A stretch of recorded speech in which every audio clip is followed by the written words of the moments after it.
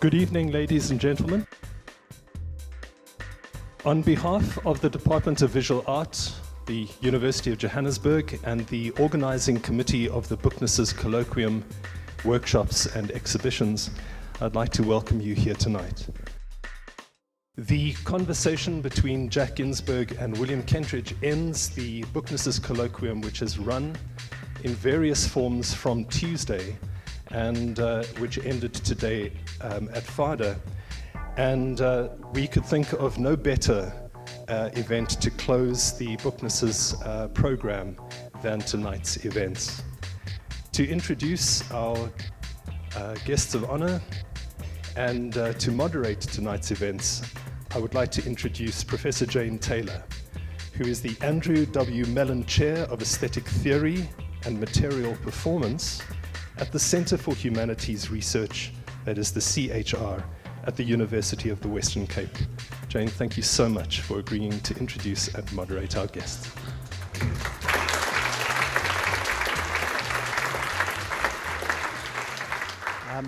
Thank you very much for the introduction. I was thinking that quite a lot of the audience here might want to know something about William's books, as this is part of the Booknesses Symposium. So I prepared a short introduction to the different kinds of books which William has made. When we were doing the Battis exhibition, we found 53 books which were either by Battis or on Battis, about Battis. And that was about double the number of books by the greats like Irma Stern or Laubscher or Pierneef or various other people. So it's very important that artists make books and are written about. It really it shows the intensity of the interest in the artist. Now, that's 20th century. In the 21st century with William, there are, at my calculation, just on 100 books. And we can't keep up with the production. So I'm going to go through some of the books in categories which are quite nominal, but which will show how William has worked with various artist books and other genres. So we're going to start with artist books. And the very first one, 1990, which is called Pli Salon Pli, was done for a Red Cross charity. People were given boxes to decorate. And William made this wonderful engraving on the inside of the lid and made this extraordinary leporello. It's a category of artist book where William has done everything. He's made the engraving on the box and made the illustrations. There's no binder, but of course he was provided with the box. Everybody got the same box. The second book, which is in the year 2000, is William's really famous book, Potage, which came from the artist press. Mark Atwood made it when he was still in Johannesburg and has become an extraordinarily famous book. I was telling William about somebody I met in San Francisco who knew about this book and asked me whether William had ever done anything else. So William doesn't believe that there are some people who regard him as a book artist. So it's a wonderful, again, an accordion or leporello, and it fits into this rather nice chemise, which is the technical term for the cover, and it folds out to a great length and sort of shows William's, the beginning of William's, what can I call them? Processions, that's the word. The next book, which was done in 2006 with Sue Gosen at Duodone Books, Duodone Paper Press, or Duodone Mill, she I regard it as one of the great South African artist books. It's an extraordinary production. The cover folds out and becomes a lovely print, and it's very innovative in its makeup. It's composed of all sorts of different paper, abaca pages, transparent interleaving of the main book, and it's definitely an artist's book, although William did not do the binding and did not did not write the poems. Yeah. Anyway, so that's an extraordinary thing. And then in 2009, again at Duodane with Sue Gosen, he did this book called Sheets of Evidence, which is a very, very unusual book. It looks like a blank book. What you're seeing there is in the background the slipcase, and in the foreground the illustrations, which you can't see because they're all watermarks. So you really need a light box, or you have to hold it up to the window. But I've got an illustration here, and I think you can just about see the illustrations which were made, including text, in the watermark. And a quite wonderful binding into which they slip, and you can pull them out and view them individually. So you'll think that that's the artist book part of it. But we're going to discuss other aspects of William's production which fall within the genre, different genres of the artist book. So the second thing we're going to discuss are folded books, which really map prints. William calls them map prints, and I've regarded them as an aspect of bookness.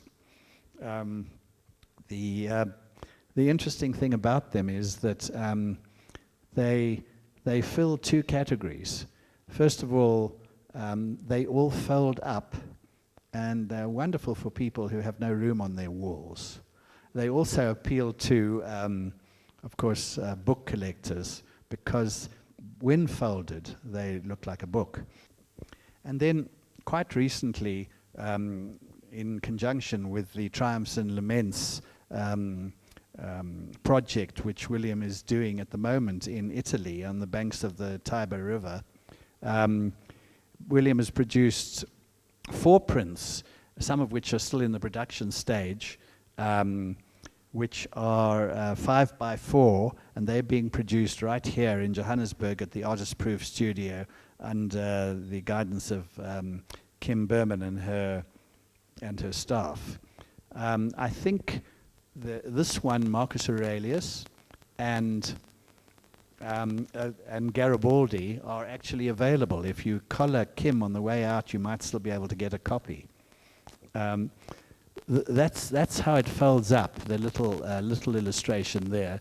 So folded and unfolded. And you can see folded in the slipcase can just slot into your bookcase. In 2016 at the Artists Press in White River under Mark Atwood, William did this absolutely extraordinary piece called Libretto. It's 13 by 3, so a kind of landscape, but a typographical book, one of my favorites. So then we come to a kind of extraordinary aspect of artist books, luxury and limited editions or special editions, and this is often a monograph, an ordinary art monograph published, but either enclosed in a special slipcase and usually with a special print. And William's done a number of these, which are very popular, I think. Flute, which I haven't actually seen the special edition, that was in 2007. And Everyone Their Own Projector in 2008.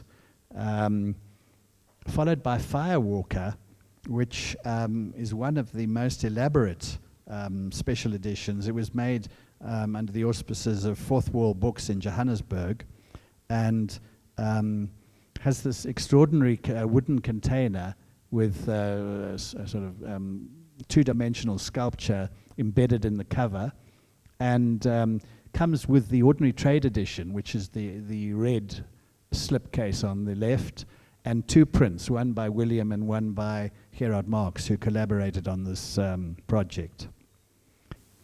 We now come to a wonderful aspect of William's production, which are flipbooks.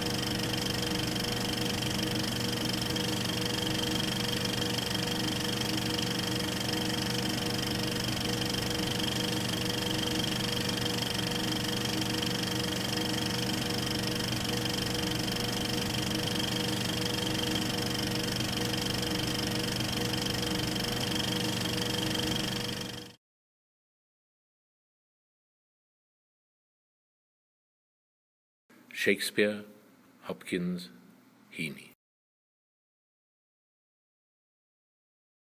Shall I compare thee to a summer's day? Thou art more lovely and more temperate. Rough winds do shake the darling buds of May, and summer's lease hath all too short a date. Sometimes too hot the eye of heaven shines, and often is his gold complexion dimmed.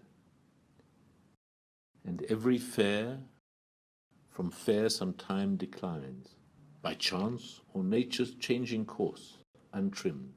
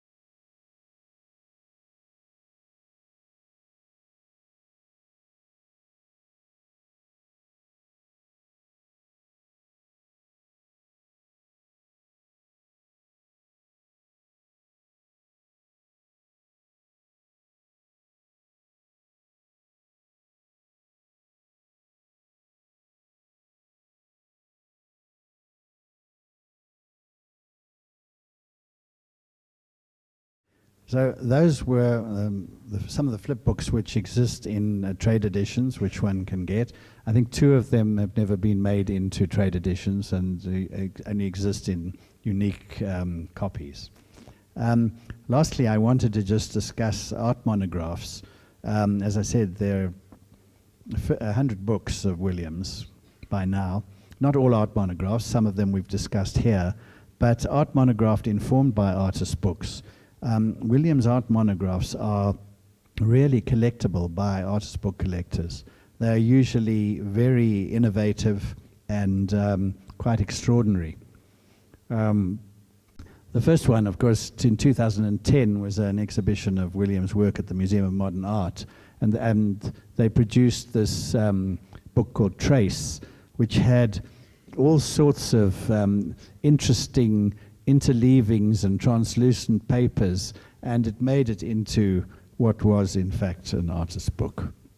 The next one I wanted to talk about was Notes Towards a Model Opera, where the wraparound jacket, which you can see there, unfolds into a print on its own. This is often something used by artist bookmakers. And then accounts and drawings from underground. It has this wonderful left and right triple gatefold, which folds out into a huge panorama, as does the More Sweetly Play the Dance, which has an even larger gatefold, quadruple gatefold, in other words, 8 plates folding out to the left and the right.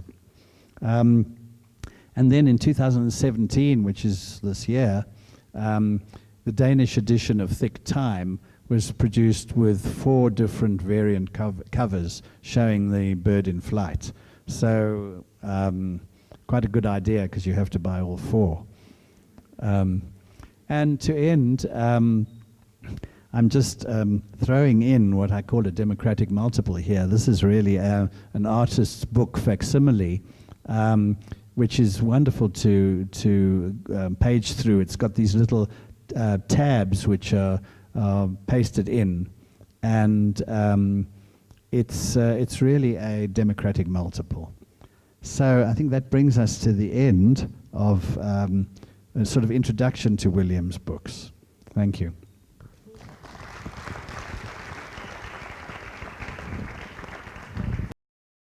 So when you're working with a real flip book, they're usually about 40 to 60 pages in it that you flip with your thumb, and you see the photographs behind or the drawings behind. So traditionally one would see Don Bradman playing a cut stroke, and you could watch that and analyze the back sweep, and the length of time it takes to play the stroke was kind of the length of a flip book. And so the early books that were shown, the Catalan grammar book and the mechanics of drawing of the bird flying, turning into the old man, those were made as flip books, just to simply you flip the pages and you try to see the image moving. In fact, there were slightly too many pages, and they don't work very well as flip books. And then when I wanted to come back to the idea of flipbooks themselves, as soon as you have more pages than that, it becomes quite a cumbersome and doesn't always work as a flipbook. And so the idea came that one would add a DVD of the images so you could see if you could flip the book beautifully, how it should work. Like Lexicon, which was drawn on my father's old Latin and Greek dictionary from his university days. And then they expanded into books. Well, if you were making a film of the pages flipping, then obviously you don't have to stop at 40 or 60 images. It can continue, because this proto-flip could continue as long as you liked. And so that started the man doing his endless circling, and you could repeat flips, and you could repeat sections of pages, so you could have a kind of zoetrope and expand the length of it. And that then became the books, which are like second-hand reading, which we saw a bit of, which is in fact I think 1,500 drawings, which turns into a 4 or 5 minute film when they are shown sequentially. And so it's a kind of book. We did do a printing of second-hand reading, which uses about 800 of the 1,500 drawings, but it was edited separately as a book afterwards, and the film used all the pages to make this illusion of a book. The ones which, when unfolded, give a single image, I suspect are often framed, and they lose their bookness. Some of them which have a separate image on each piece of paper making up the unfolded image, I'm sure are treated more as books by book people. But they're all map fold books. They're images posted usually onto canvas and fold like old maps used to do before GPS was invented. Okay, let's try. I like the moment of opening them, of when they turn from the book into the image. But you also, when you look at them, because you can very clearly see the divisions and the grid of the pages, very aware of it as something that is also meant to be folded up like a map.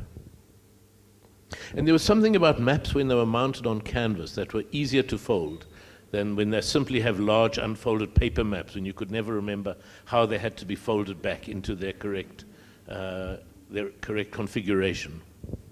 So I have a couple of prompts that I've put onto kind of rough bookmarks, and I'm going to ask you to just select one randomly and meditate in any free-form way on the ideas that they prompt for you. You have several there, so you can have some degree of selection. Okay, good. This one says, literacy, deformation and gift. That was not a topic I suggested. None of these are. I'd suggested a number of very interesting topics. These are all impossible. This I think that there's I'll use this to talk about books in general. Yes. About the deformation of books, which, as you can see, there are many, many books. Some of them beautiful old books which get drawn on and torn up and the pages taken out and reconfigured, and they either end up as a film or reprinted as another kind of book. So I think one has, or let me rather put this in the first person. I have a relationship to books in which I suppose is a pre-digital one. In that the set of books that sit behind one in a bookshelf always feel like a kind of self-portrait. So even if you've got a book that you've read once and you're not going to read it again, it feels odd to take it out of the shelf and throw it away or give it away or sell it, because it feels like that part of your memory is suddenly going. It kind of stands in for all the things you can't remember. You remember that you read the book, goodness knows what the story was, but one still hangs onto it. So there's a sense of a fetishizing of turning the book. You know, it should be, if you're not going to read the book, why keep it? Go to the library, get another book, get it on your Kindle. But there's something in the physical quality of a book. And it's not only as a mute object. For me also, when I read a book, it has to do with you can see, okay, it's a 400-page book or it's a 700-page book. It's like a really thick slice of bread. And as you read it, one of the ways of reading it is as you close it each time after you stop reading, is seeing as the bookmark makes its way from the top of the book down to the bottom. And part of the thinking is, okay, there's only this much of the book left. How will the plot resolve itself? And reading the book both in that sense of having a sense of its physicality, and of course of remembering what happened in the book is very often a physical remembrance. Oh, it's on about 3/4 of the way down on the left-hand page. I remember that's where that sentence was, which disappears in a digital book for me, in digital formation. So there is both a love of the physical nature of a book, but there's also a sense of the nonsense of this, of books sitting endlessly unread on one's shelves or unread in libraries, as a weight of history, as a weight of knowledge. All the books, all the encyclopedias, all the volumes of the encyclopedia, the 36 volumes or however many it was of Encyclopedia Britannica, and you've read 3 paragraphs once for some school project 20 years ago. What is that doing still sitting on a shelf? So there's also a pleasure in taking the old Chambers Encyclopedia and turning it into the Magic Flute print, and we went through many volumes of it there, or taking the old Oxford English Dictionary, and that turned into second-hand reading. So there's also something of a revenge against the book. Jack? It's interesting that William uses in his art, not in his bookwork, he uses old ledgers and journals, often mining journals from the 1900s or even earlier. And I'm a bookkeeper by profession and a book collector with a passion. And I've found a few of these old journals for William, and they're wonderful, I think, to paint or to draw on because the paper is so wonderful. Old paper.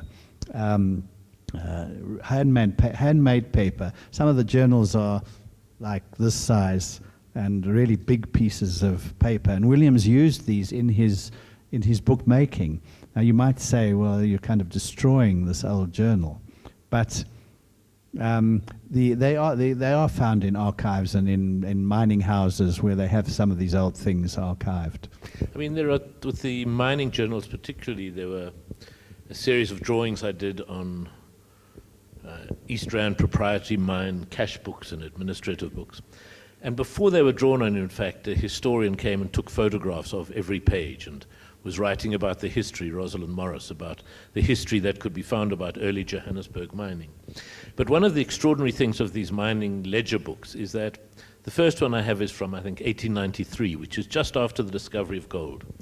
And there's a confidence and a floridness in the script of the writing that is done by the bookkeepers in that. There's huge copperplate writing, each, the capitals are enormous. And then by about 1940, it's still beautiful copperplate, but it's much more modest, and the world is turning. It's no longer this extraordinary discovery of gold. And then by the 1950s, it's a really nasty handwriting with ink that runs when you try to work on it with ink. And of course, after that, it's ballpoint pen. And those are really not nice books to work on, both the color of the Bic blue on the pages compared to the Oxgall black ink in the early ledgers. And as you say, there's both the history of mining in them, but there's also the quality of the paper, very different qualities of paper of different ledgers. And one of the things one observes here in the exhibition is that sort of tension between looking through the book and looking at the book. Can you talk a bit about the kind of dynamics of the book as a transparent form and the book as a materiality that commands one's attention itself? In the symposium this afternoon, we were talking about reading artist books. Somebody was complaining, that you're confronted with 250 books in the exhibition and you've only got one opening or one aspect of the book. That's inevitable when you have an exhibition where people can't handle the books, but you can still see 250 wonderful objects. But one of the great pleasures of life is to open an artist's book on a library table and actually read it. I was talking about this afternoon, and I hope I'm not repeating myself.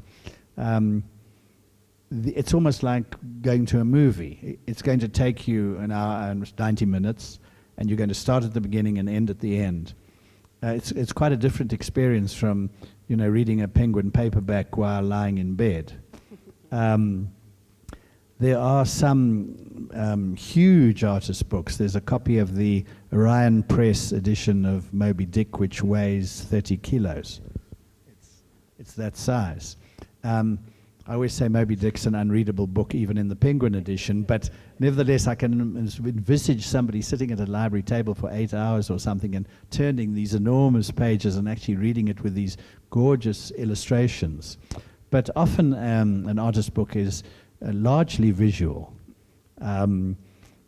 Obviously there's text, and the illustrations are illustrating the text in many cases, but sometimes one needs to move through an artist book almost like a flip book, almost as fast, just because you might want to absorb 30 artist books in an hour and not one.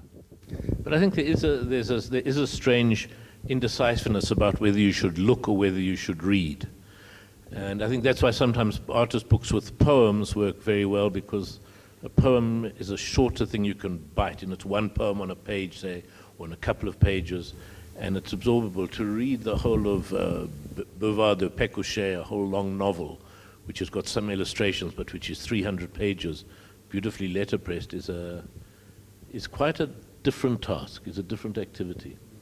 And a lot of the times when I'm working with text, I think, well, is this a text to be looked at as kind of a graphic mark across a page, or a series of words which you need to engage the meaning? And I think one floats between the two. There is something to be aware of for those of you who are going to be coming back to look at the exhibition. There is a bank of tablets where the whole book can be viewed. For, if you want to actually apprehend what the book is in its totality, they've made digital images of the full book in its sequence, and I think there's something like 20 of the books represented there, so that you can actually meander across the arc of the book itself in a digitized form. Not at all the same, because when you describe the process of the reading the Moby Dick and so on, your arm and your upper body and so on are all completely engaged, even in the description of the activity. So the materiality of the embodiment of the reading process is something that the digital only has a metaphoric relation to. But I think it also goes one stage deeper, maybe, or one stage differently. That if you had to take the books which are artist books which have a novel inside them or a long series of poetry, they would, even if you're not going to read the entire novel, it would be very different if you extracted that text. The fact that you know it is there, that density of either storytelling, of thinking is there, as if that has the potential for reading, even if you don't do it. So I'd like to think about that relationship between chance and deliberation in those processes. To what extent are these entirely random, the selections upon which you print? How much do you think or apprehend that you are precipitated into an image or a series of images in relation to text that you're subliminally in a dialogue with? I mean, is that something you're observing yourself? No, it's not a random selection of what book things get drawn on. So there used to be a period when I loved mechanical drawing books and engineering books with those diagrams of how the world worked, to draw on those. And the cash books have a sense of the history, particularly of Johannesburg, history of the mining industry embedded in them. But having done that, I'm not looking particularly for Chinese laborer repatriation fund as a text that will be honored. But you will almost always find texts not that have a relationship to the image, but a text to which one can ascribe a relationship to the image. And I think that's one of the things we're very good at taking two different things and finding what could be the point of connection. What is the word that's at the top? And so, well, how could that not have been chosen, because it seems to relate so closely? But there's so many millions of connections we're waiting to make. And given half a chance, we will make and connect a word to an image that one's saying, well, I'll work with a dictionary or I'll work with an encyclopedia, there are associations and connections that fall out of the page into you. What is the sensibility of the collector? That's Well, for you. Well, often with artist books, when paging through a book, it's not really like reading. It's more like going to an art exhibition. It's materiality and how is the book made, functionality, sometimes with complicated folding and paging techniques, but and often different shaped books. There are books made of, in the exhibition, there are books made of aluminium and felt and wood and glass and these kind of things. Often it's not so much a reading experience as almost looking at a sculptural exhibition. So they're definitely non-narrative books. Books which are more art than narrative. So is there pleasure for you in a book that resists being absorbed into a bookcase? How agonistic is your relationship with a book that's got a kind of an uneven surface and an awkward shape and size? Do you have, a kind of pleasure in conquering the book? Well, how do you Yes. process that Well, story? shelving books is a subject all of its own. But there are books made of nails and pins, almost unhandleable. And obviously those have to be encased in a slip case of some sort or a box. One of the books in my collection is made out of barbed wire. And in order to display it, you have to put on these thick leather gloves with kind of leather that size, simply in order to open the book.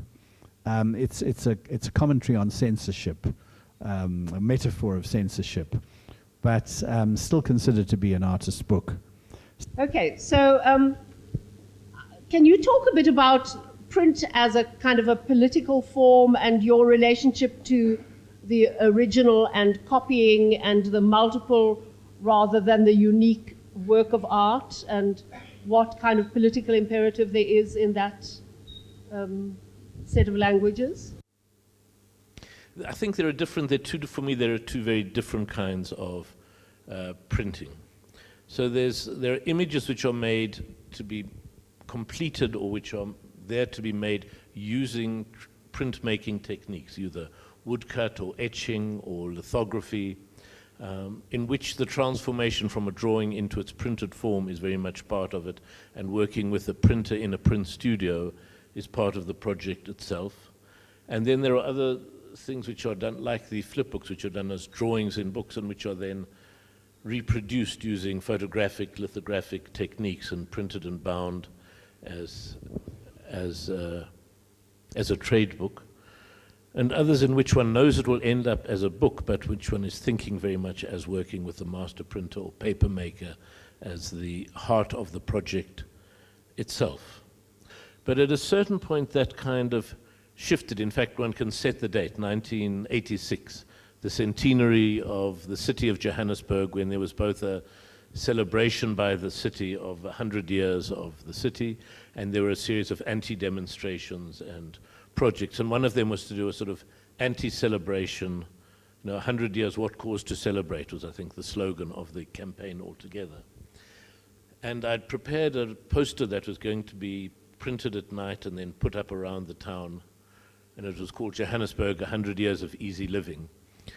And it was a kind of a prototype of the Soho Eckstein figure that came into the films in 1989.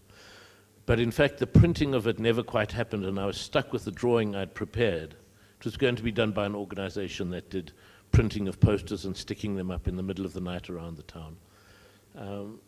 And the drawing I'd made for this purpose, in fact, then got used in another series of silk screen prints of Art in a State of Grace and Hope and Siege, with different, much more ambiguous text added on. And I became aware that I was much more interested in the ambiguous, paradoxical, less clear texts and politics of understanding of the world that came into it. So one can say that was a moment of transition. it's a kind of craziness. Some people think of bibliophilia. I think what I suffer from is bibliomania. It's slightly different, so that one's collection of books actually begins to sort of become autobiographical. People have taken pictures in my library. They always say, stand in front of the bookcase. And some of these pictures have been published with the books which I've collected behind me.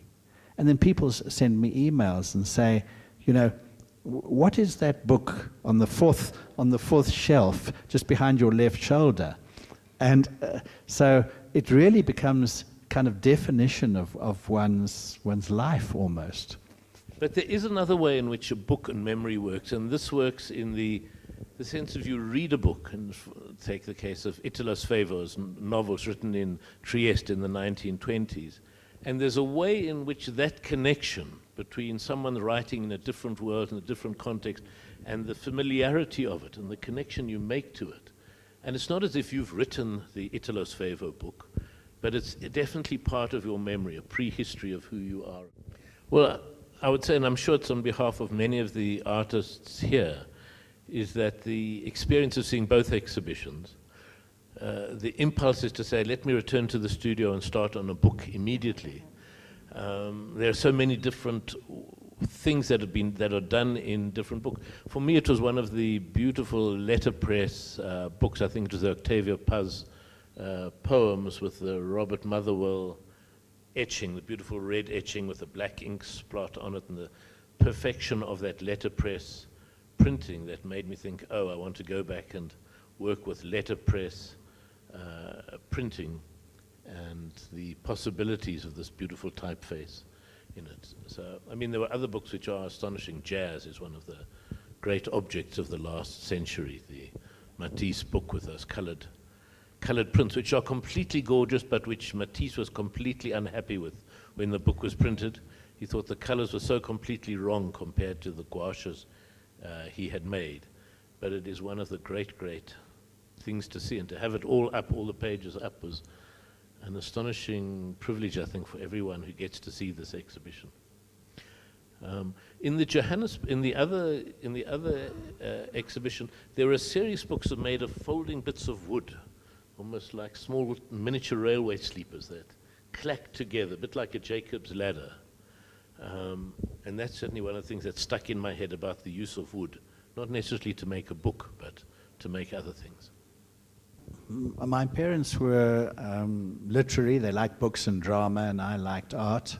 And I was in a London bookshop, I think in the 70s, called Basilisk Press and Bookshop. And I came across a book which was bound in a dishcloth, and the text was made with potato prints or rubber stamps. And I thought, wow, what is this? Is this an artwork, or is it a book? And I wrote to the bookmaker, who turned out to be Claire Van Vliet, who lives in Vermont. And I said to her, have you ever made any other books like this? Very naively, of course, she's a famous bookmaker and she'd made many books. And that really set me off on that trajectory. And that particular bookshop kind of opened my eyes. It was you could go into the bookshop and say, do you have any new triangular books? And they would say, yes, a few have just come in. You know, that kind of question. Or do you have any new metal books or glass books or lead books? Or so I was kind of hooked on the materiality of the book simply through that shop. And I started getting in touch with artists who were making artist books. And of course, once you've bought a book from an artist or a dealer or anyone else, you're on their mailing list forever. Of course, that was before the advent of email. But the postman used to say I got more mail than anyone in Forest Town. I mean, in this sense, I'm conservative and a traditionalist. The books I love most in the exhibition are the ones that feel most like books, whether it's a big one like the Octavia Paz Robert Motherwell, or the fantastic Hockney Grimm's fairy tales, the ones that feel like books with pages that turn more than the ceramic or lead or nail or barbed wire objects. But that's just a personal conservative sensibility. I mean, I prefer the books that have a limited color range. I prefer the that kind of fits into the same sensibility of that I would have looking at a series of prints or a series of books. Well, the principle of being an artist working in a studio has to do with the conversation between a first impulse or idea and the materiality, the materials that you're working with, which in my case would be ink or charcoal and different kinds of paper. And there's no doubt that the different charcoals or the different papers affects the images that one is making. So I'm forever on the lookout for the richest, blackest, softest charcoal. And there used to be fantastic charcoal made in Italy, sort of as thick as your wrist, but very black and very soft. And it was a byproduct, apparently, of making some cadmium yellow color. But then the European Union decided this cadmium was carcinogenic and it could no longer be produced, so the charcoal was no longer produced. And I spent about 15 years trying to find charcoal as black and as soft as this. And then Mark Atwood, the printer, his son, started making charcoal from trees that were around White River. And he made some charcoal from the aerial roots of a swamp cypress tree. That was the best and blackest and softest charcoal that I'd found since this Italian charcoal stopped being made. And now I have him on the search for other swamp cypress trees with aerial roots of the right size. And he's tried many, many different trees from many, many different woods to make charcoal, from balsa to palm fronds to all sorts of different indigenous trees of the low felt. And some of them are very good and gray and scratchy, and it's good for tearing into the paper, and it provokes a certain kind of drawing. And some are extremely soft but not black enough, and some are black but don't stick to the paper. It sort of flakes away too easily. So there's within the work, the same way with a paper maker would be very invested in the different quality of a hemp or a banana leaf that's going to be used in a particular sheet of paper, how much size there is. This is the daily work of what it is to be in the studio concerned, and so it's partly the look of it, but it's often the feel of it. It's the history embedded in the text on it. There's beautiful paper before 1830, a sort of rag paper that had a great tooth, used in a lot of books that were made, and there's a lot of really unusable paper in the 1950s, which is very shiny and cracks and isn't good to draw on at all. And they're beautiful India papers from the late 19th century, which hold a brush mark of ink in a way that pools and allows it to settle and give an edge to a wash that is unlike any other paper I've found. That I suspect everyone was conscious of in watching the Flipbooks was the intrusion of sound upon that frame.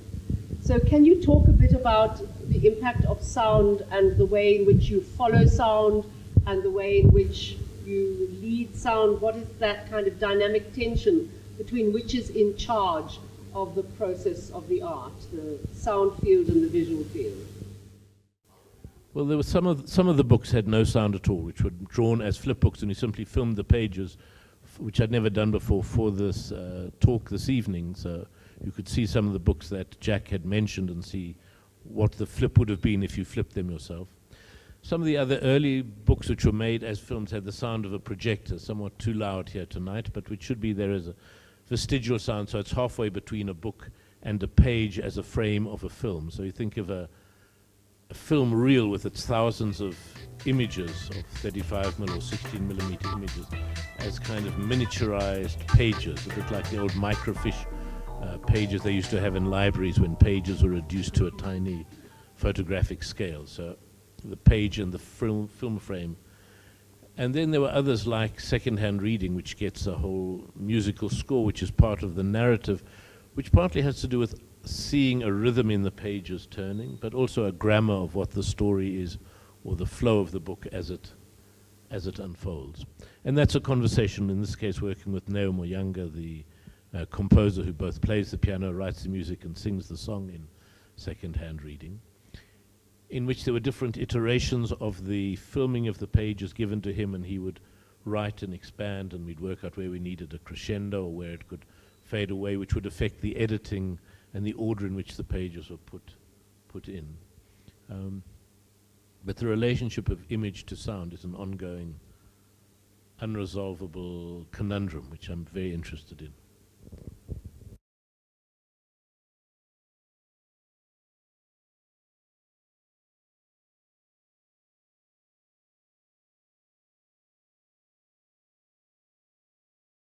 I was trying to think of what question Colin Richards might ask.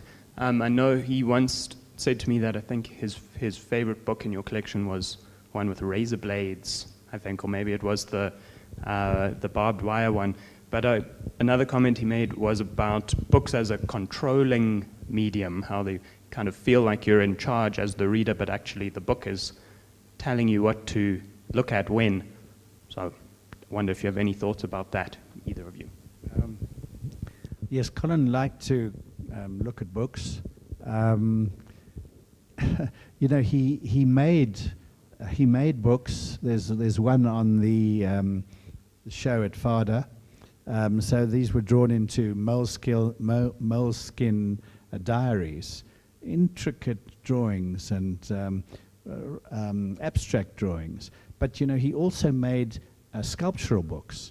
I've got a book which he made out of lead, and you hang it on the wall. So it's simply a what they call a book sculpted object, a BSO. So it's an unreadable book. In fact, you can barely lift it onto the hook.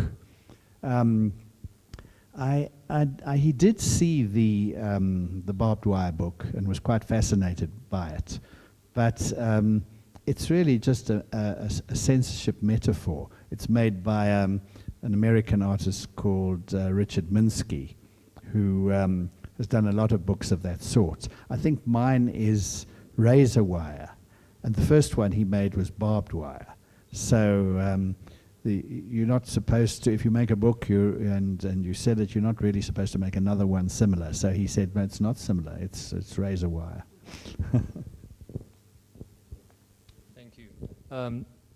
This is a question for William.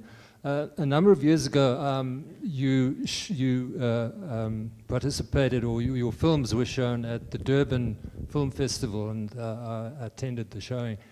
And I remember you saying, after I think there were a number of your films were shown one after each other, and after they'd been shown, I remember you saying that you were quite, I'm not sure if you used the word shocked, but perhaps surprised, because you said that every time you made a film you thought you were doing something different, and having seen them all together for, I think, possibly the first time like that, you realized that you were actually making the same film over and over again.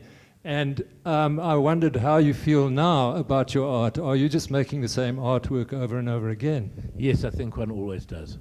It's a kind of occupational hazard. You think you're doing something completely new, and you suddenly recognize halfway through, oh, but I've already done that years ago. And the hope is that there are new images or new elements that come out and that shift it in a slightly...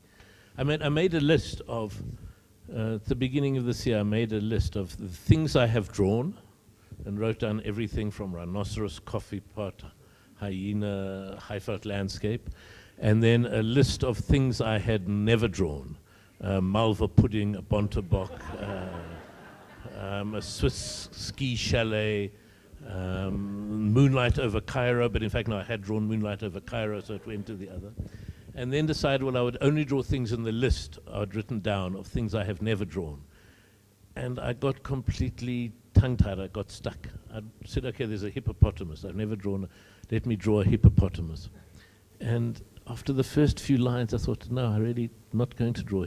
I'd rather draw the 4,000th rhinoceros, but not a hippo. And there were certain things that... So I think there are strong, without interrogating what they are, things that demand to be drawn and call to be drawn much more than other things. And the themes in the work, you think you're a free agent choosing the themes, but in many ways they're deeply embedded inside of you.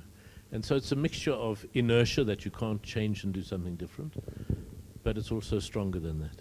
In the book, part of the characters, like the Soho and the Felix characters that go through all the films, they're a bit like Commedia dell'arte characters. They're given stock characters that are familiar, but they're used to tell different stories or to explore different themes. So even though the characters are the same, the particular thing they're looking at is different in the images. I mean, there are two things that are always said about artists, and that is that poor artists always end up just doing self-portraits. And the other thing that is said is that all the work in the end, if you take, and this is a kind of an obvious thing, if you take all the work done by an artist or a writer or a poet over the life, whether they like it or not, in the end what you end up with is a self-portrait. And you can't escape it. You know, if the work is pretentious, that tells you something about the person making it. If there's an antagonism, an anger, an arrogance, that's always both in the work but also tells you about the person making it. So I suppose it's within all of those combinations that the self keeps appearing, the same person. It feels like a self-portrait in the third person, another person, a wayward brother who I'm partly responsible for, but not completely, with what he does on the screen. There are books which may be very precious to other people, and I'm aware of those sensibilities. I'm not one of the people who takes pleasure in defacing a Bible, not because I have a particularly strong relationship to the Bible or the Quran or the books of Moses, but because of an awareness of other people's sensibility. And unless the work is going to be about giving offense to that sensibility, that would not be a text I would engage on because of other people's very particular relationships. If people have a fetishized idea of the dictionary, then I'm prepared to take that on. I've no interest in defacing. There are some artists that buy old, beautiful, illuminated manuscripts and take pleasure in defacing those beautiful old illuminations. So I'm not interested in unique, remarkable pieces being defaced as an act of aggression against them or because it can be done. None of the books I draw on are unique copies or particularly rare or particularly valuable. I have done some drawings on scrolls of paper. In fact, that was more facsimile machines when it used to be that heat-sensitive fax paper. There's something about those dot matrix sheets of paper that get printed out which is really horrible to draw on. It really, as a material, I'd be more interested in drawing, say, on a scroll of an old pianola roll, where you have all the holes printed into it with that as a surface to draw on and print on. There's something fantastic about the sound of an old dot matrix printer that I'm interested in the sound part of the work.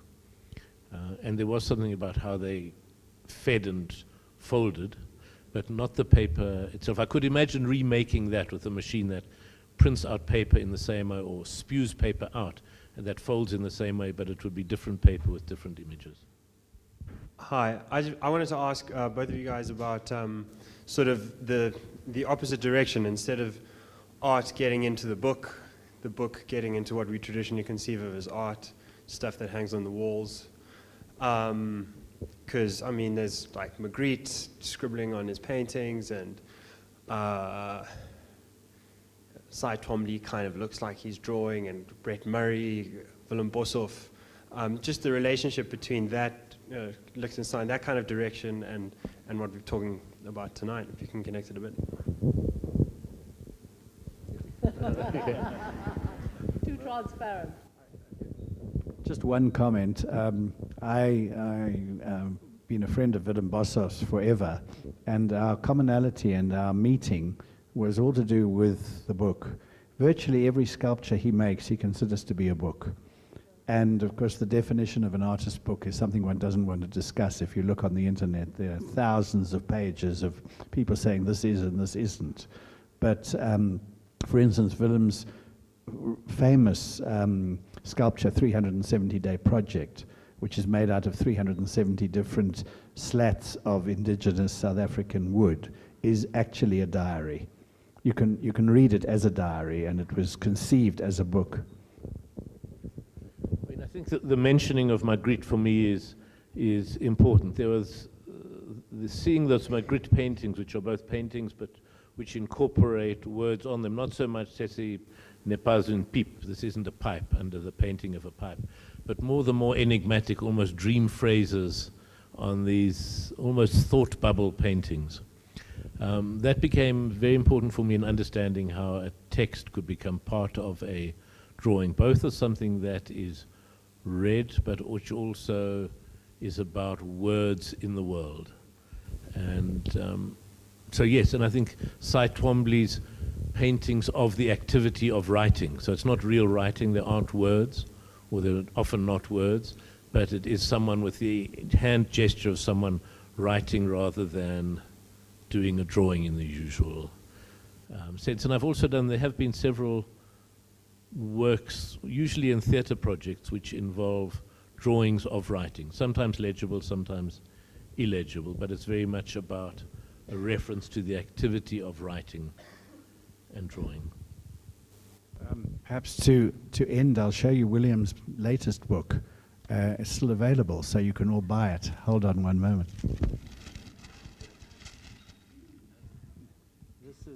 This is the catalogue of Triumphs and Laments, and it's not an artist book, it's an art monograph, so there's a difference, but it's an extraordinary, yes, I'll open it. It's, first of all, it looks like a little journal. It's got marbling again on all edges, but it differs from an ordinary book in that it contains several leporellos. You open a little flap in the front,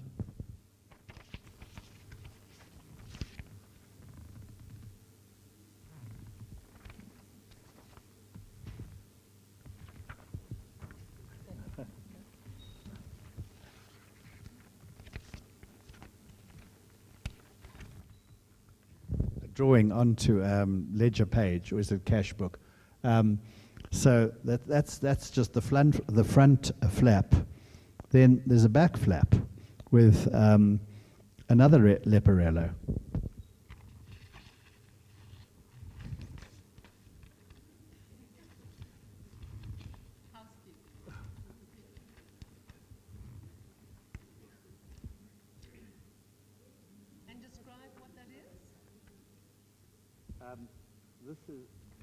This is the drawing which series of drawings which William made on the wall of the at the Tiber, and then it has another side to it as well.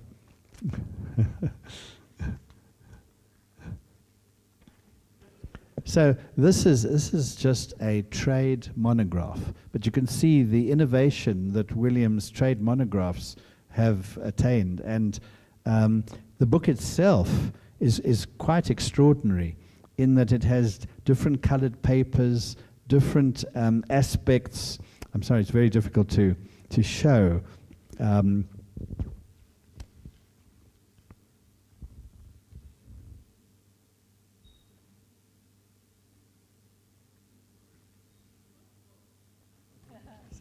There are aspects of a flip book. There's textual, there's different colored papers, quite different from the ordinary art book that you'd find in a shop. Thank you very much.